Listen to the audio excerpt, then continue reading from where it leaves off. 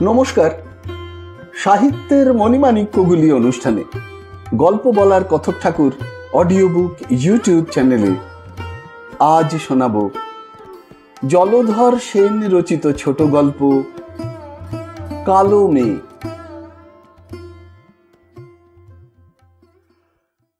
রামকানাই বসু রায়পুরের একজন সম্পন্ন গৃহস্থ। জমি জমা যাহা আছে তাহার আয়ে সংসার চলিয়া যায়। বৎসরান্তে কালী পূজার খরচও জমির আয় হইতেই চলে। তাহা ছাড়া বসুজার লগ্নি কারবারও আছে, তাহাতেও বিলক্ষণ 10 টাকা আয়। সুতরাং গ্রামের মধ্যে বসু মহাশয়েরা 10 জনের একজন। রামকানাই বসু ইংরাজি লেখাপড়া জানেন না। অল্প বয়সে সামান্য কিতাবি লেখাপড়া শেষ করিয়াই হরিপুরের বাবুদের জমিদারি সরকারে প্রথমে তিনি তহসিলদার হন। ক্রমে ক্রমে প্রমোশন পাইয়া নবাবগঞ্জ পরগনার নায়েব পর্যন্ত হন। শেষ বয়সে আর চাকুরি ভালো না লাগায় বসু মহাশয় কর্ম ত্যাগ করিয়া দেশে আসিয়া বসেন। সংসারে স্ত্রী ও একটি পুত্র ব্যতীত রামকানাইয়ের আর কেহ ছিল না। নায়েবি করিয়া যাহা সংস্থান করিয়াছিলেন তাহাতে সংসার বেশি চলিত। ছেলের নাম হরিপদ। রামকানাই নিজে ভালো লেখাপড়া জানিতেন না, এজন্য প্রতিজ্ঞা করিয়াছিলেন যথা সর্বস্ব ব্যয় করিয়াও ছেলেটিকে মানুষ করিবেন। যথা সর্বস্ব ব্যয় করিলেই যদি ছেলে মানুষ হইত, তাহা হইলে অনেক বড় মানুষের ছেলেগুলি এতদিনে মানুষ হইয়া যাইত। হরিপদের শিক্ষার জন্য রামকানাই যথা সর্বস্ব না হোক যথেষ্ট ব্যয় করিয়াছিলেন, কিন্তু নবাবগঞ্জ স্কুলের 3য় শ্রেণীর সহিত হরিপদর এমন মিত্রতা হইয়াছিল যে সে 4 বৎসরেও সে শ্রেণীর উপরে যাইতে পারিল না। 4 বৎসর পরে বোধহয় মনোমালিন্য হওয়ায় হরিপদ বিদ্যালয়ের 3য় শ্রেণী হইতে একেবারে রাজপথে আসিয়া দাঁড়াইল। হরিপদ যে কোনো বিদ্যাই শেখে নাই তাহা বলিতে পারি না। 18 বৎসর বয়স পর্যন্ত মা সরস্বতীর আরাধনা করিয়া সে ওই নিষ্ঠুরা দেবীর প্রসাদ লাভে যদিও বঞ্চিত হইয়াছিল, কিন্তু দেবীরও পূজনীয় কৈলাসনাথের অনুচরগণের মধ্যে স্থান লাভ করিবার উপযুক্ত শিক্ষা সে পাইয়াছিল। প্রথমে হরিপদ সিদ্ধির ক্লাসে ভর্তি হইল। তখনও সিগারেট দেশে চলে নাই। 3 মাস না যাইতেই সে গাঁজার ক্লাসে প্রমোশন পাইল। তারপর 2 বৎসরের মধ্যেই সে সরকারি আবগারি বিভাগের একজন প্রধান পৃষ্ঠপোষক হইয়া উঠিল। এ অবস্থায় নবাবগঞ্জ উচ্চ ইংরাজি বিদ্যালয়ের 3য় শ্রেণীর সহিত তাহার মিত্রতা যে দূর হইবে তাহাতে আর আশ্চর্যের বিষয় কিছুই নাই। বাপ মায়ের একমাত্র ছেলে, সুতরাং বাপমা প্রথম যখন হরিপদের শিক্ষানবিশীর অবস্থা জানিতে পারিলেন তখন সেদিকে তেমন মনোযোগ করিলেন না। ছেলে মানুষ বলিয়াই উড়াইয়া দিলেন। বয়স হইলেই সব দোষ দূর হইবে। কিন্তু বয়স বাড়িবার সঙ্গে সঙ্গে হরিপদের শিক্ষাও বাড়িতে লাগিল। শেষে যখন রামকানাই পুত্রকে শাসন করিতে গেলেন তখন পুত্র হাতের বাহির হইয়া গিয়াছে। বিশেষত রামকানাইয়ের গৃহিণী যখন পুত্রের ওপর পিতার তাড়না দেখিয়া অশ্রুবর্ষণ আরম্ভ করিতেন তখন বেচারি রামকানাই একেবারে এতটুকু হইয়া যাইতেন, আমার ওই একই ছেলে, কত টাকাই উড়াইবে বলিয়া গৃহিণী যখন মনকে প্রবোধ দিতেন, নবাবগঞ্জের জমিদারের নায়েব মহাশয় আর দ্বিরুক্তি করিতে পারিতেন না। মনের দুঃখে নায়েব মহাশয় ছেলেকে স্কুল ছাড়াইয়া এবং নিজেও চাকুরি ছাড়িয়া দেশে আসিলেন। হরিপদের এখন বড়ই অসুবিধা। রায়গঞ্জ তেমন একটা শহর নহে, সামান্য গ্রাম। সেই গ্রামে ব্রিটিশ রাজের গৌরব বাহিনী মদের দোকান স্থাপিত হইবার কোনোই সুবিধা হয় নাই। ছোট বাজার, সেখানে একখানি গাঁজা ও আফিমের দোকান ছাড়া দেশি বা বিলাতি মদের দোকান ছিলই না। কাজেই শ্রীমান হরিপদ মদ ছাড়িয়া দিল, কিন্তু ক্ষতিপূরণ স্বরূপ সে গাঁজার মাত্রাটা বাড়াইয়া দিল এবং আফিমের একটা বিশুদ্ধ সংস্করণও গ্রহণ করিতে আরম্ভ করিল। হরির মা ইহাতে আনন্দিত হইলেন। কর্তাকে বলিলেন, দেখেছ, ছেলে আমার ভালো হইয়াছে, মদের নেশা একেবারে ছাড়িয়া দিয়াছে। এখন ছেলের একটা বিবাহ দাও, তাহা হইলেই সামান্য যে একটু তামাক খাওয়া অভ্যাস আছে তাহাও থাকিবে না। রামকানাই গৃহিণীর বাক্য চিরদিনই বেদ বাক্যের ন্যায় বিশ্বাস করিয়া আসিয়াছেন। তাহার বিশ্বাস স্ত্রীর ভাগ্যেই তাহার অবস্থা সচ্ছল হইয়াছে। এহেন লক্ষ্মী স্বরূপিণী গৃহিণীর কোনো আদেশ অবহেলা করা হেলায় লক্ষ্মী হারাইবার মতোই তিনি মনে করিতেন। হরিপদের বিবাহের সম্বন্ধ আসিতে লাগিল, কিন্তু যে সকল মেয়ের বাপের সামান্য একটু কাণ্ডজ্ঞান আছে তাহারা কেহই রামকানাইয়ের জোত জমা দেখিয়া ভুলিলেন না। ছেলের অতুলনীয় গুণরাশি দেখিয়া তাহারা পৃষ্ঠভঙ্গ দিলেন। অবশেষে কানাইনগরের পশুপতি মিত্রের কন্যার সহিত হরিপদের বিবাহ স্থির হইয়া গেল। পশুপতির অবস্থা বড়ই শোচনীয়। 3-4টি মেয়ে পার করিতে হইবে। ছেলের অত শত খুঁত দেখিলে কি তাহার চলে? বিশেষত তাহার মেয়েগুলির শরীরের রঙের সহিত মসির রঙের কোনো বিশেষ পার্থক্য ছিল না। আজকালকার ছেলেরা কি সহজে এমন মেয়ে গ্রহণ করিতে সম্মত হয়? এই রকম 7-5 ভাবিয়াই পশুপতি বিবাহ দিতে সম্মত হইলেন। রামকানাই টাকা কড়ির জন্য বিশেষ আগ্রহ করিলেন না, গৃহিণীর নিষেধ। হাল ফ্যাশনের ছেলে হইলেও হরিপদ স্বয়ং কোণে দেখিতে গেল না। তাহার বিবাহে মোটেই মত ছিল না। অগত্যা যে কাজ করিতে হইতেছে তাহাতে আর দেখাশোনা কেন? যথা সময়ে হরিপদের সহিত পশুপতির মেয়ে উমাকালীর বিবাহ হইয়া গেল। প্রজাপতির নির্বন্ধ। বউ ঘরে আসিল, কিন্তু হরিপদ ঘরে মন দিল না। বধূর মসি বিনিন্দিত রং দেখিয়াই তাহার মন চটিয়া গেল। বাপমা যাহা মনে করিয়া তাড়াতাড়ি হরিপদের বিবাহ দিলেন তাহার কিছুই হইল না। লাভের মধ্যে হরিপদ বাড়িতে রাত্রিবাস ত্যাগ করিল। নিশা যাপনের জন্য সে অন্য ব্যবস্থা করিয়া লইল। রামকানাই এবং তস্য গৃহিণী ইহাতে বড়ই চটিয়া গেলেন, কিন্তু সে চোটটা যেখানে প্রযুক্ত হওয়া উচিত ছিল সেখানে না পড়িয়া অতি নির্দোষী এক বেচারির স্কন্ধে গিয়া পড়িল। তাহাদের যত রাগ সব ওই অলক্ষণে বউটির ওপর পড়িল। পশুপতির কন্যা নিতান্ত নাবালিকা ছিল না। উমাকালীর বয়স যখন কোষ্ঠীতে 15 বৎসর, তখনই পশুপতি তাহাকে এই সবে 12তে পা দিয়াছে বলিয়া পার করিয়াছিলেন। স্বামী কি পদার্থ তাহা উমাকালী বুঝিতে পারিয়াছিল। স্বামীর অনাদর ও অবজ্ঞা তাহার প্রাণে বড়ই বাজিতে লাগিল। তারপর শ্বশুর শাশুড়ি যখন গঞ্জনা দিতে আরম্ভ করিলেন, তখন সে বুঝিতে পারিল না তাহার কি অপরাধ। তাহার চেহারা ভালো নহে, কিন্তু সেজন্য তো সে দায়ী নহে। কে যে দায়ী তাহাও সে ভাবিয়া পাইল না।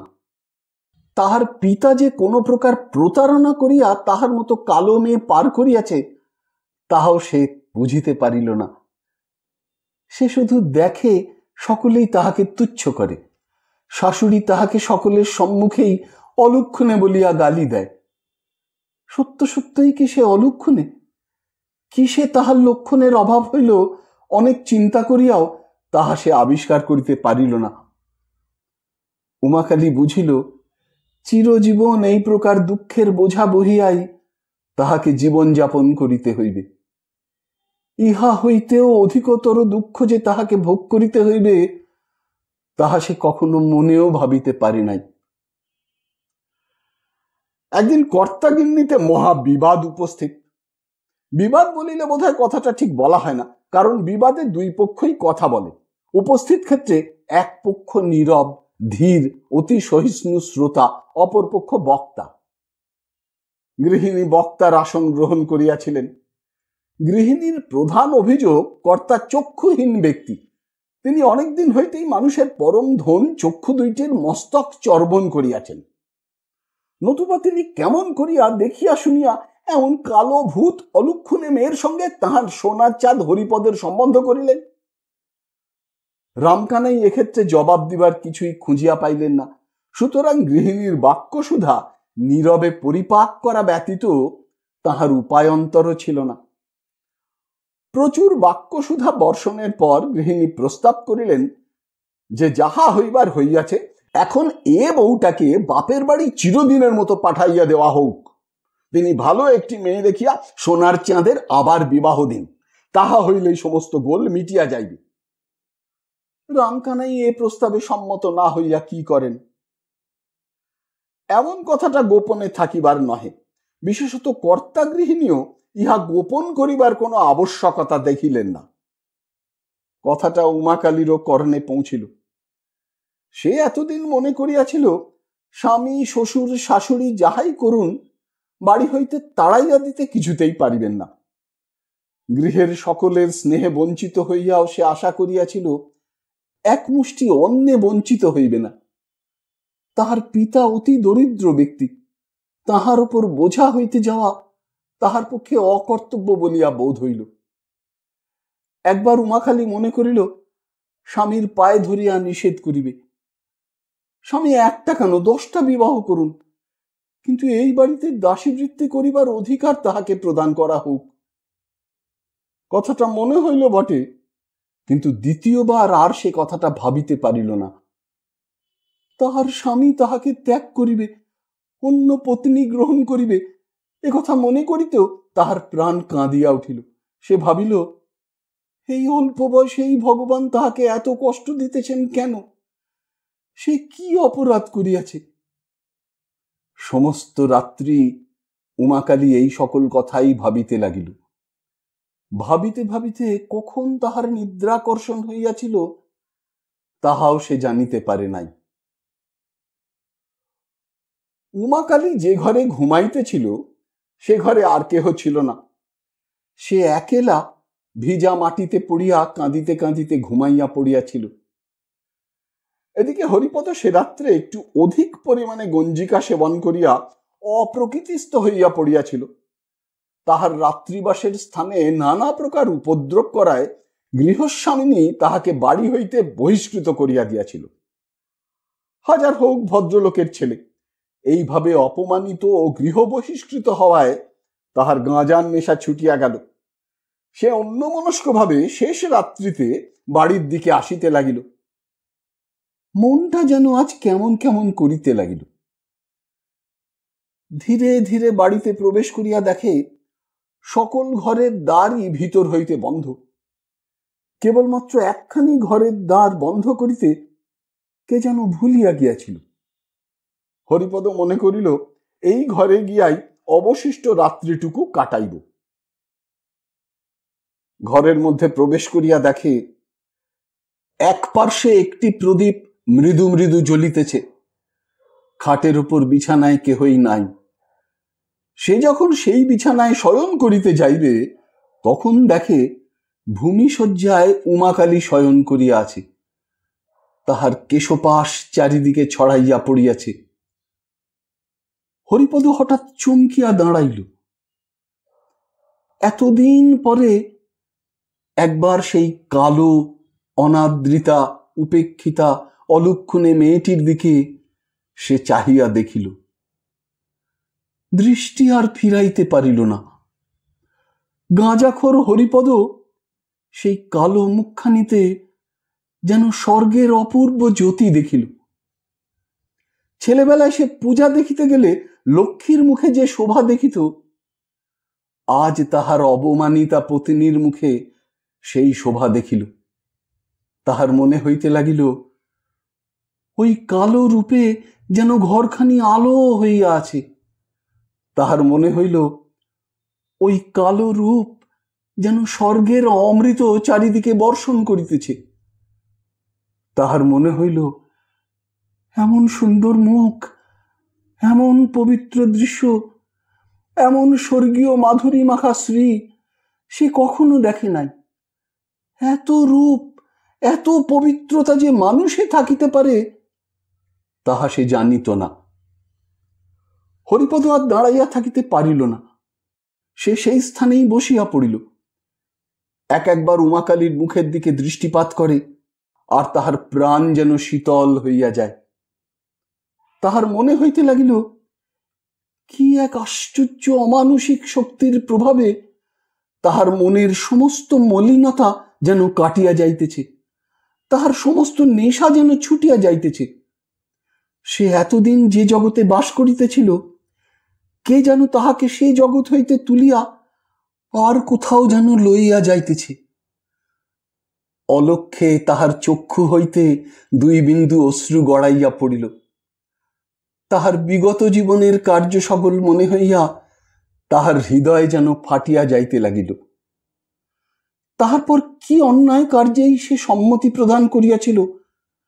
ঘরে যাহার এমন দেবী প্রতিমা বিদ্যমান, সে কিনা তাহাকে ছাড়িয়া আবার বিবাহ করিতে যাইতেছিল। হরিপদ অনুতাপের তীব্র দংশনে জর্জরিত হইতে লাগিল। কি করিবে তাহা ভাবিয়া পাইল না। এমন সময় উমাকালী ঘুমের ঘরে কাঁদিয়া উঠিল, জোর হস্তে বলিল, ওগো, আমাকে তাড়াইয়া দিও না। হরিপদ আর স্থির থাকিতে পারিল না। পাষাণ গলিতে আরম্ভ হইয়াছিল, এবারে আর বাধা মানিল না। সে পাগলের মতো উচ্চস্বরে বলিয়া উঠিল, না না উমা, কে তোমাকে তাড়ায়? মানুষের গলার শব্দ শুনিয়াই ভীতা হইয়া উমাকালী ব্যস্তভাবে উঠিয়া বসিল। চাহিয়া দেখে, তাহার শিয়রে তাহার জীবনের দেবতা, তাহার সাধনার ধন, তাহার যথা সর্বস্ব হরিপদ বসিয়া আছে। তাহার মুখে আর কথা সরিল না। সে মনে করিল, তখনও বুঝি সে স্বপ্ন দেখিতেছে। তাই সে আবার কাতর কণ্ঠে বলিল, ঠাকুর, আমারে স্বপন ভাঙিও না। হরিপদ তখন সেই অনাদৃতা দুঃখিনী পত্নীকে কোলে জড়াইয়া ধরিল, বলিল, উমা, এ স্বপ্ন নহে, সত্য সত্যই আমি আসিয়াছি, আর তোমাকে ছাড়িয়া থাকিব না। তোমার মুখ দেখিয়া আমার নূতন জীবন লাভ হইল। উমাকালী আর কিছুই বলিতে পারিল না। তাহার চক্ষুর সম্মুখে সমস্ত পৃথিবী যেন ঘুরিতে লাগিল। প্রত্যুষের আর বিলম্ব ছিল না। গাছে গাছে পাখি গান করিতে আরম্ভ করিয়াছিল। পূবের দিকে ঈষৎ আলোকের রেখা দেখা দিয়াছিল। সেই শুভ মুহূর্তে এই দুঃখ তাপ ও ক্লিষ্ট সংসারের একটি ক্ষুদ্র গৃহে স্বর্গের পবিত্র কিরণ নামিয়া আসিয়াছিল। এমন সময় গ্রামের জগা পাগলা সেই রাস্তা দিয়া গাহিতে গাহিতে যাইতেছিল, তাই কালো রূপ ভালোবাসি, শ্যামা মন মোহিনী এলো কেশি, তাই কালো রূপ ভালোবাসি, শ্যামা মন মোহিনী এলো কেশি, তাই কালো রূপ ভালোবাসি, ওগো তাই কালো রূপ ভালোবাসি।